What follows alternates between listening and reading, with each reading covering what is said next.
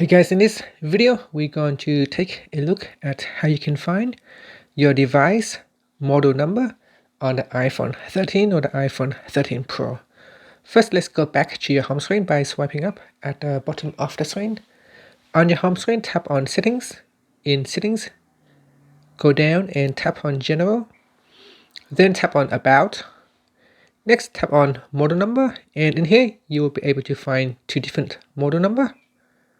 Now this one is a general model number for your device. For example, if you look at this number, you know this is for the iPhone 13 Pro.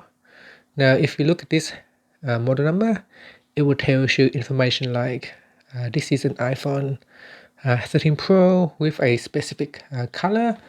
So for example, this is a golden color and how many gigabyte it has with this model. And that's it. Finally, you can swipe up to go back to your home screen.